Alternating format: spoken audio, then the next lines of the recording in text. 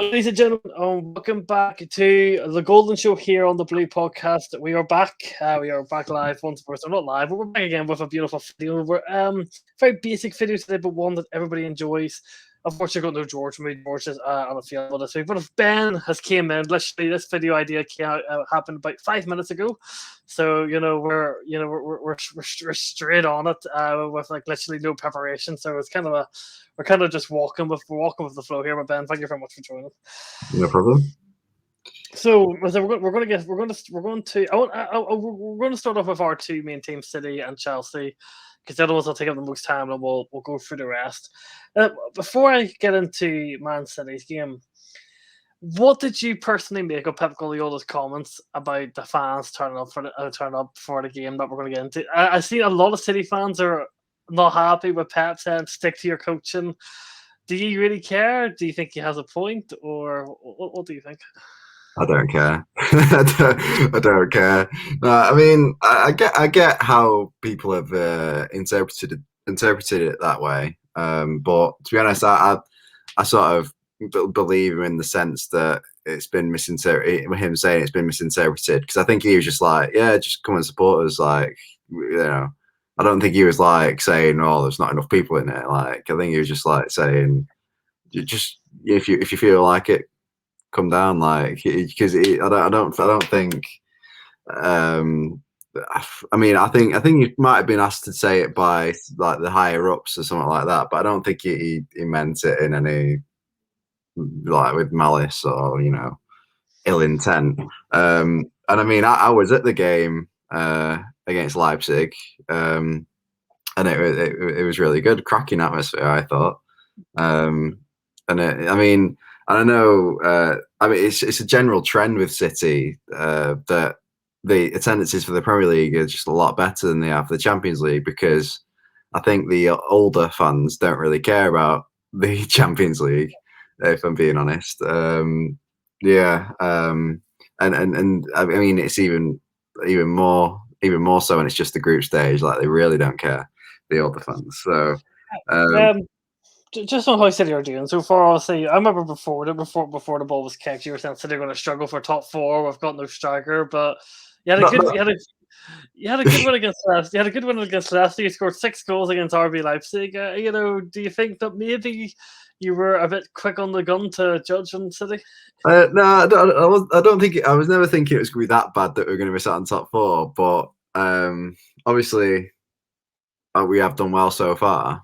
But it was more the top 6 games that are like,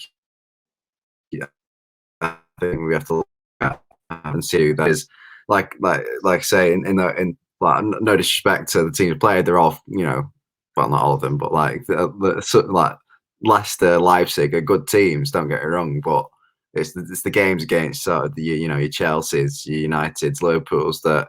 Because we don't have that striker, like we don't feel like we have that sort of that player in those games just to make the difference. But we'll have to see. That was mainly the thing. But obviously, so far we've been all right, and I like to think we'll be all right in these type of games. It's just those top 6 games and sort of the later Champions League that we might struggle, because.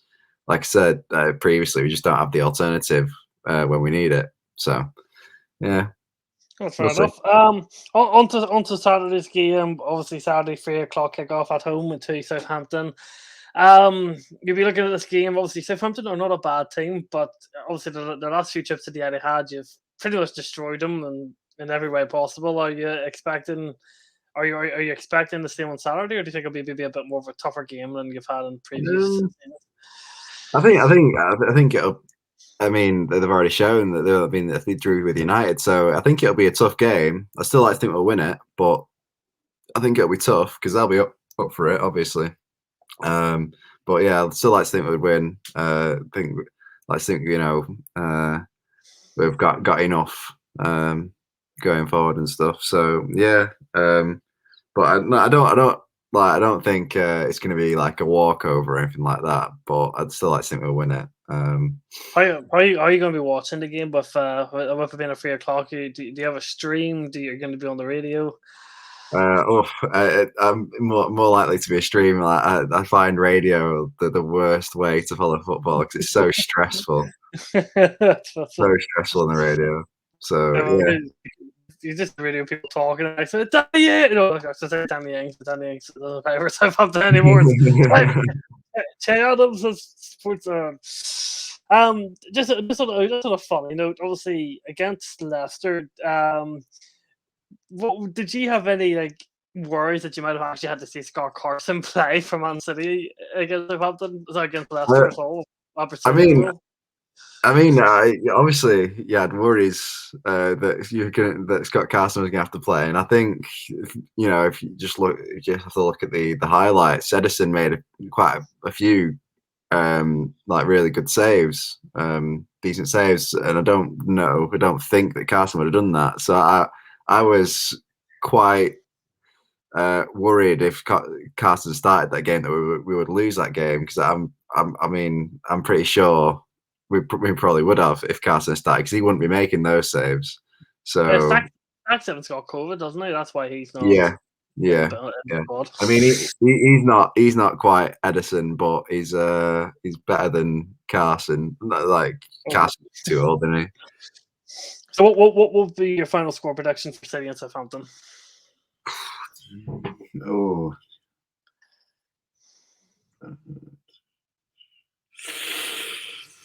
2-0 City. 2-0 City. Okay, moving on to my club, Chelsea, which has a significantly harder game. At home to Southampton. We are away to Tottenham Hotspur. Spurs banterly drew in the European Conference League last night, 2-2 with Rennes from the French League. Quite funny. Spurs out of their 3 European Conference games so far have only won 1. So they lost 1 and they've drew 1. I don't know how to feel about this game. Our performances against Aston Villa and against Zenit have been a lot to be desired. There's not been much to be positive about other than Romelu Lukaku is something that we have that you don't. That's the clinical number 9. Yeah. Nuno's record against the top 6 is incredibly good as a manager. He is known to be very offensive, so it's more. Is this more of a question in my mind? See if you agree. Do you think this is going to be more of a man that can Chelsea break Spurs down and how to handle the counter attack? Because that's pretty much how Nuno plays, isn't it? Absolutely, and I think it'll be interesting. And I think, with Tuchel as your manager, you would think that he would, change it and stuff like that. Because I don't know you might think the complete opposite, but in general, playing the Tuchel in those top 6 games is to play counter attack.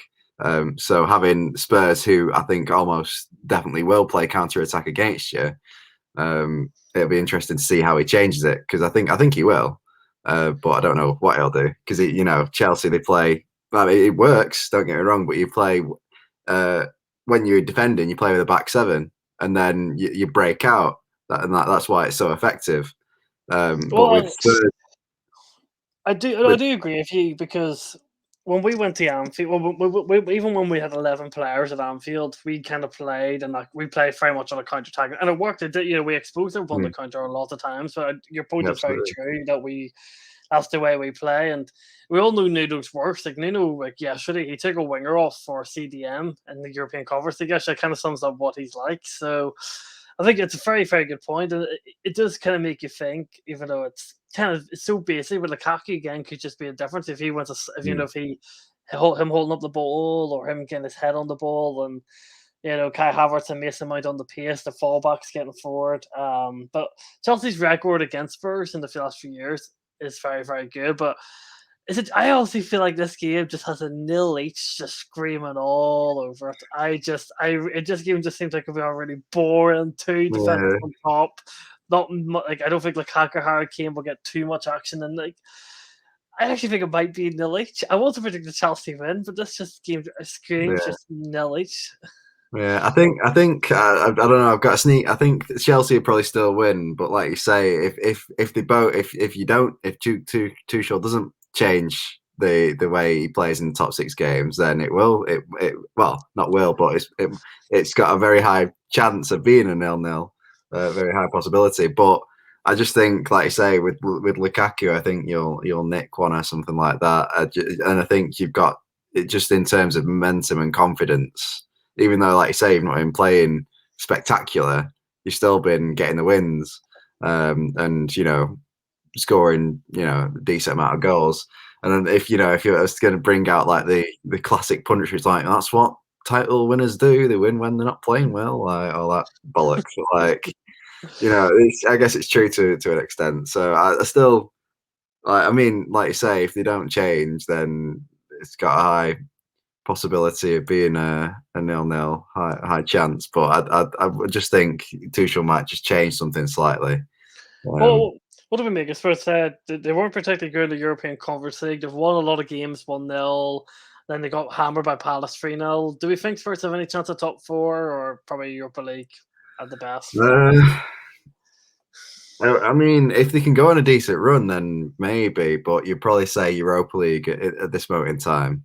The squad's too good to not be at least in Europa League. It's just that other teams are strengthened quite a bit, so that's why they might struggle with top four. So moving on to the other games, the game will take place tonight. As tonight as reported, and as this is exploded, Newcastle and Leeds United. It's I don't really what 4 games into the Premier? Is it 4 games, 5 games, 4 games? No, sorry, this is the 5th game. The 5th game of the Premier League. This is already a massive game for Newcastle and Leeds. 2 teams that desperately need a win. Maybe Newcastle slightly more than Leeds because Steve Bruce is a dinosaur. He's got a lot of pressure on him. You're really not like him. He's not the best, is he? At home, you look at this like they're 2 very different teams. Like Steve Bruce is massively defensive, and he relies on Saint Maximin's pace to get them forward. And then you got Leeds who literally chuck every single man forward, and they're so open onto the counter attack. It's unreal. So it's 2 so different philosophies, but it could work either way. I'm going to. I think Leeds. I can't see Leeds losing another game. I'm going to go for a 2-0 win for Leeds, which will send the Newcastle fans berserk. What about you? I think if one team is to win it, it will be. I think it'll be Leeds. But like you say, it could quite easily be a draw as well if, like you say, Newcastle shut up shop. Leeds can't break them down. But yeah, I think 2-1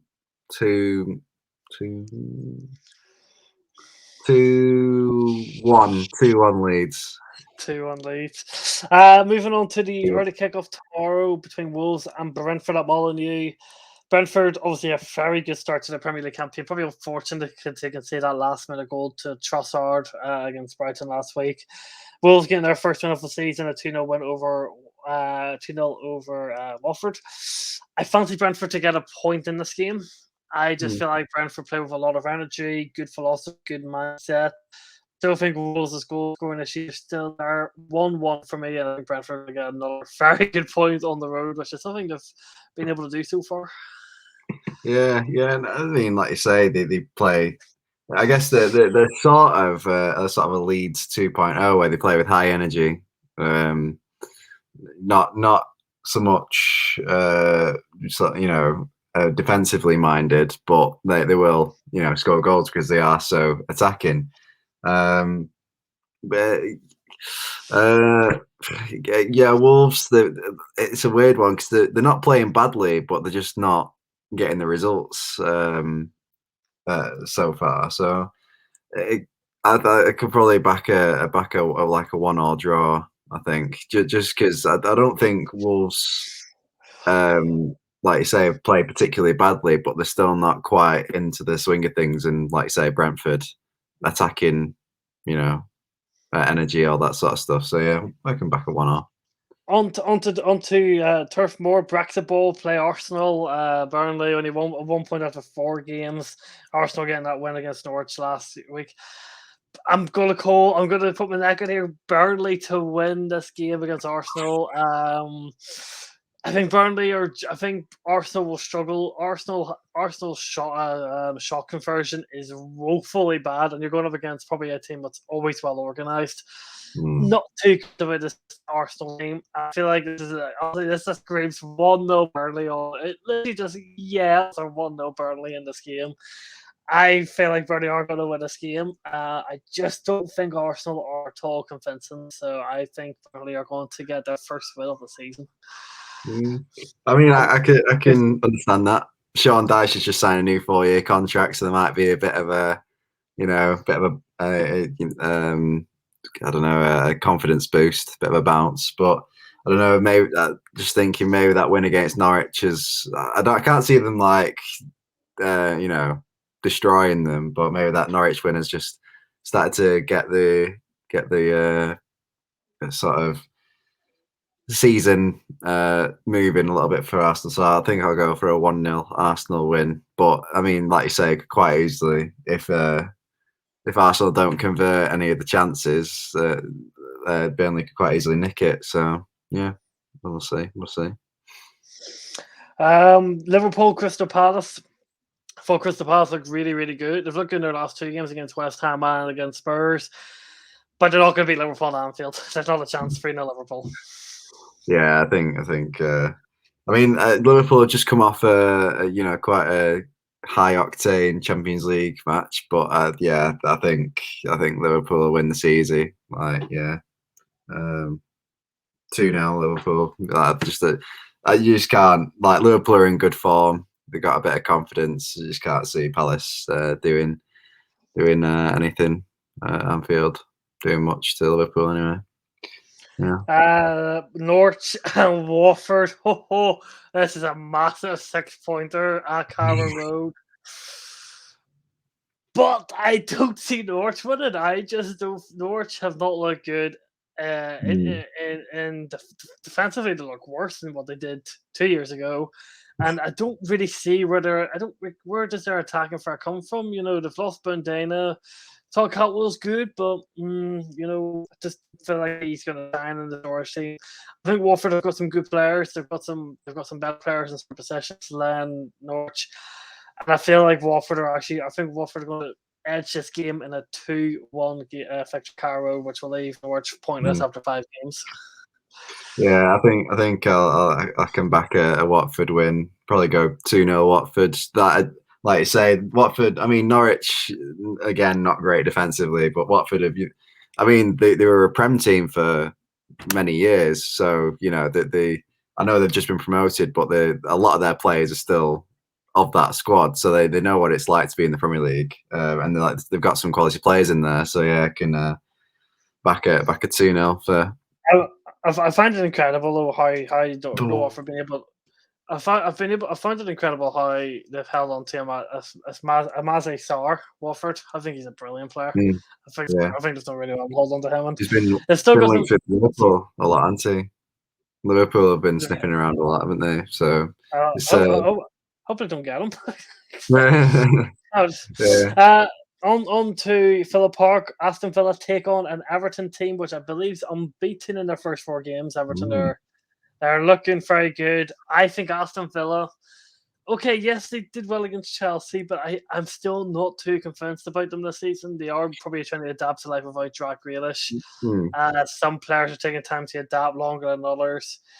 I just think it's an Aston Villa team in progress, but I mean, while I think Rafa is doing a fantastic job at Everton, I've said this long. I think Conor Ancelotti had a very, very bad season with Everton last year compared for the manager that he is in the squad that this team have. I think Rafa Benitez is getting the best out of the squad at all.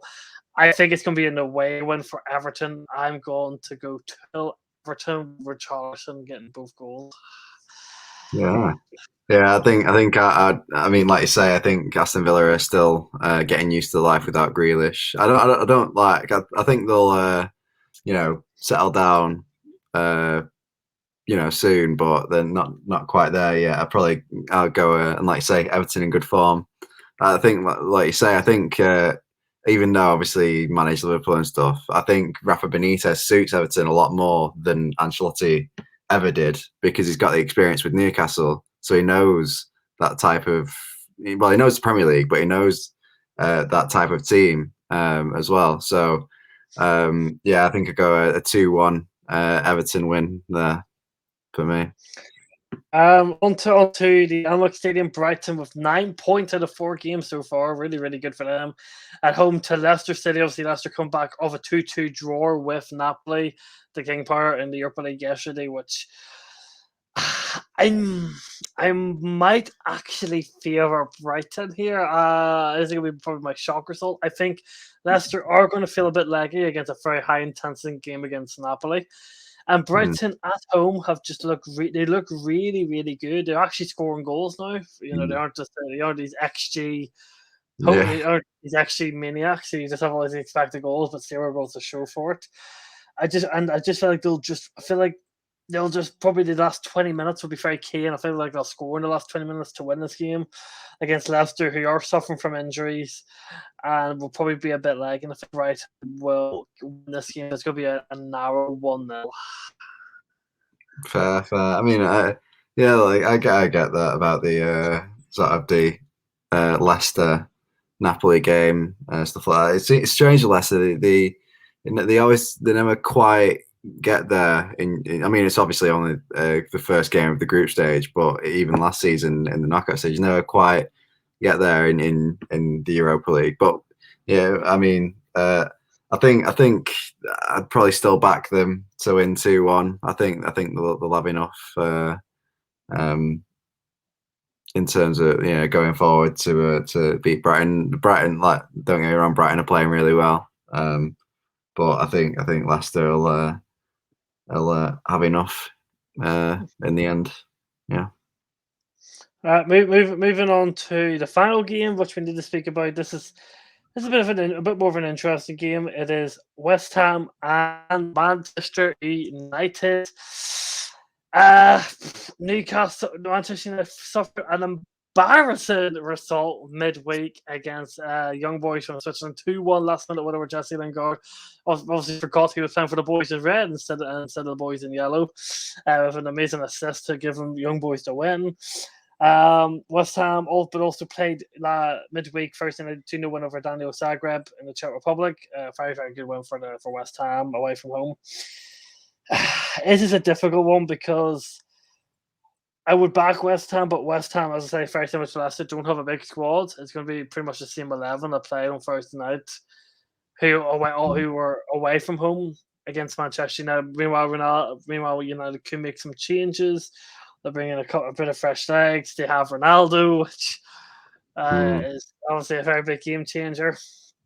But I do like West Ham at the London Stadium. I really, really like West Ham at the London Stadium.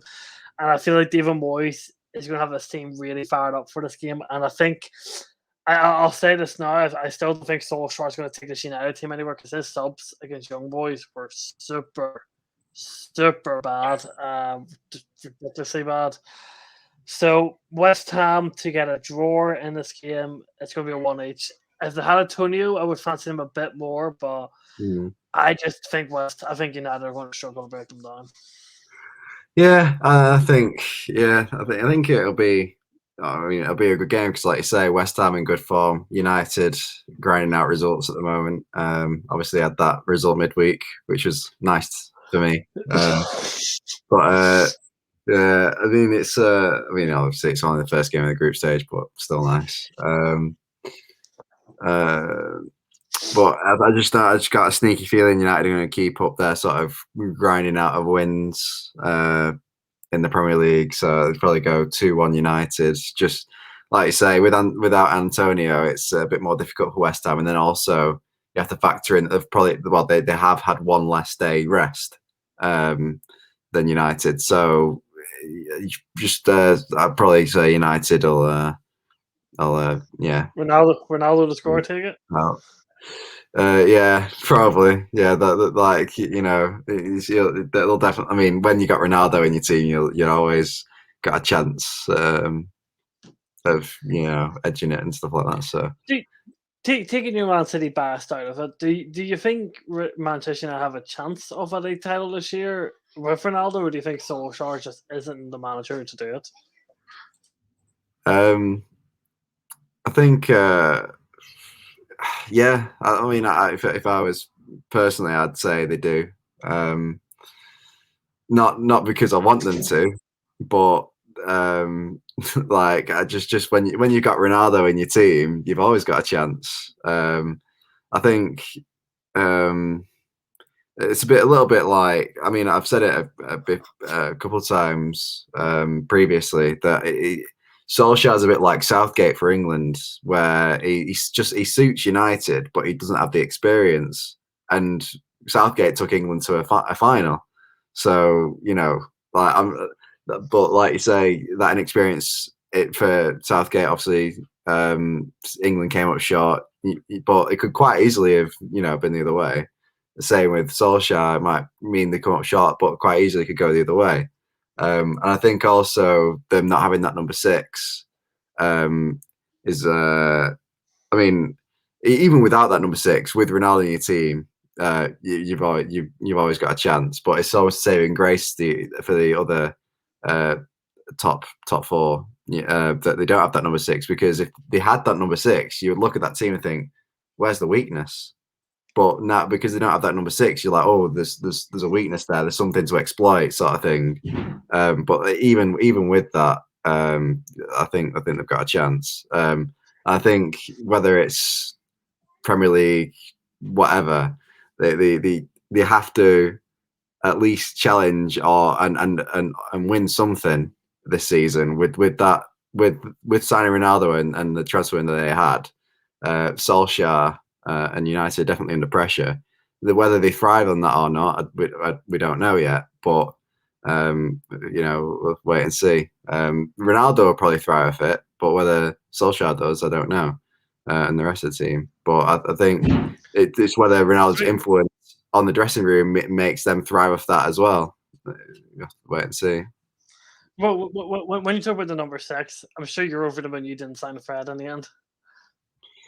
Yeah, I mean, it's an interesting one, because obviously based on that and his current form, you're like, oh, absolutely. But I think it's a little bit unfortunate for Fred, because I think the main thing, obviously, he should be doing better than he is. But the main thing is that he's not a number 6; he's a number 8. He's playing out of position, which is therefore, like one of the reasons that he's not comfortable there. So that whenever a player's not comfortable, in a position, or in the position they're playing, then they're therefore going to play worse than they are. But again, he's based on current form and based on how he's doing in that position, obviously not. So it's one of them ones. My final question to ask you then to end this offer is Manchester still blue? Absolutely. Well, I wouldn't say otherwise. We just need to do better in the derby. That's true. That's a very good point. You need to do better in the derbies. But thank you very much, Ben, for coming on for the Golden Show as everyone's as our match thoughts ahead of the games come up this weekend. Hope you enjoyed. Please let us know your predictions in the comments below. Also, let us know your thoughts.